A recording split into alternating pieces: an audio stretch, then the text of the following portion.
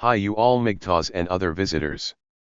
This is my second YouTube video, and I would be very glad, and surprised, if anyone finds it. It's admittedly my personal reflections, but from over 60 years of observations. Anyhow, from the red pill truths we have learned essential facts about the female nature, and really, she is not very complicated. If she appears selfish, it not to blame her, but evolution. The female is not, as you know, entirely dependent of the survival of the tribe, but the male is, or was. Life and procreation always entails a balance in the use of different tactics. This balance is heavily distorted and lopsided today. The male is different, in most ways, and he is indeed complicated. Also the male has to balance between various tactics, defend the tribe, attract the best female he can, and then guardmate her to keep freeloaders out. The iron pill is about the truth of men. Due to a lack of colors I have chosen to call these truths the iron pill. The iron pill can be divided into three main forms. 1. The normie pill, describing the average male, a group that is nowadays hastily vanishing. 2. The rust pill, describing the invisible 80 to 85% of men. Here we find, incels, as well as hard-working, high IQ beta males. They all have sexlessness in common. Here we also find the black pill, and the deadly, lead pill.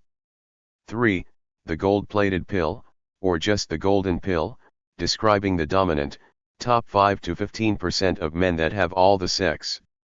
Sometimes these guys are said to have the golden penis syndrome. Just as in my previous video on promiscuity, I present a short list of male traits and a few comments.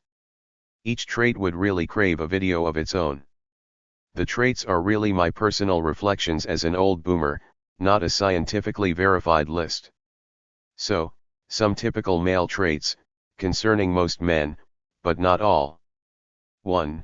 A fragile ego that must be supported, preferably by partner, otherwise easily rowdy. 2. Highly emotional, but emotions firmly encaged, never shown. Just look at the suicide rate. Feeling, and showing the same amount of empathy and compassion, if not more, than the female. 3. Prefers a quiet life, detests drama, prone to forgive and forget. 4. Logical approach to problems, not so much governed by emotions. 5. Loyal to tribe, not just family. In the forager days the man was dependent of the tribe to survive and pass on his genes. Not so the female. 6. Accepts and respects hierarchies, finds and fits in well in his rank. 7. Aggressive by nature, but never aggressive towards females, unless personality issues. On the contrary, the aggressivity is developed solely for the sake of women, to be a protector, which is the only way for a male to pass on his genes, that is to say, total dependence of females. The aggressivity is needed and directed to defend, protect, and provide for the female. An ever so aggressive, toxic masculine male, may often be lame and nervous in contact with women, and there are good, evolutionary reasons for that. 8. In his 20s, the male is highly interested in finding relationship, intimacy, and starting a family, when, nowadays, girls are not. Personality is dependent both of genetics and environment, unlike to looks that is congenital. My take on this is that environmental factors are prevalent and almost as important as genetics. Most of the Chads just have a considerable lead because of a favorable environmental situation. It's really often a question of luck, good or bad. A winner, golden-pilled, has typically grown up in a healthy, positive, supporting family, many sisters, many girls in school and class, have jobs and hobbies and interests where many girls engage, in short, surrounded by girls. Feels easy among them and often becomes a player. A loser, black-pilled, has typically grown up in a dysfunctional family, no sisters, no girls in school or class, male-oriented jobs and interests, in short, no situations where to get acquainted with girls, which builds into a vicious circle, no confidence with females, infers less opportunities to practice, which results in even less confidence, and so on. These boys often become incels, or at the best low sex, beta providers later in life. It is the role of the young woman to help the young man build up his confidence. This worked quite well back in the monogamous days, when both parties were referred to each other.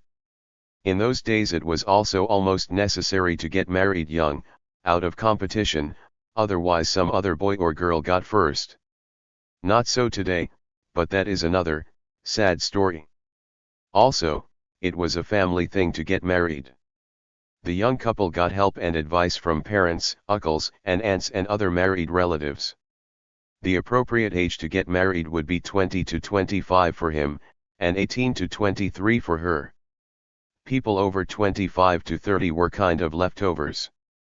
Most males fear rejection, and this feeling is for many males, maybe even for a majority, so strong it prevents him from approaching a girl. Therefore it's really up to the girl to make the first move. This she can do without giving herself out, often it's just enough to be nice and friendly. That's how a flirting should start. If the guy understands that he will not be brutally rejected, then he may gather courage to make his move. The fragility of the male ego is not understood by the female, since the male conceals this so well. If the male ego is hurt by a rude female, whether consciously or unconsciously trespassing certain appropriate limits, his mode may change in a second. And it's a quick shift, from being positively into the girl to being pissed off. A smart female understands the importance of backing up the male ego, by for example showing some admiration. Today's empowered Western female does not make the male feel good. He is not intimidated, but just pissed off. The dating and mating procedure is sadly not working today. The acceptance of promiscuity and premarital sex in combination with dating apps has totally ruined it all. The consequences are that the society is transitioning from pair-bonded family relations into a harem culture. But that will be for another video.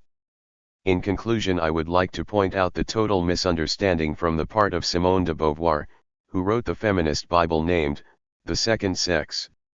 It is obvious she didn't know Briffault's law, nor had read the studies of Joseph D. Unwin, Sex and Culture.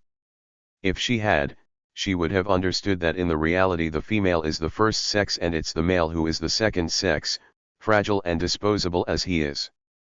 The male has developed to be a powerful tool for the female, the only condition is that she shows some gratitude and respect. In a future video I hope to address male solidarity, or the lack of. The F movement has split the men and we need to reunite and fight together. Remember the unshakable tenet, no hymen, no diamond. Bye.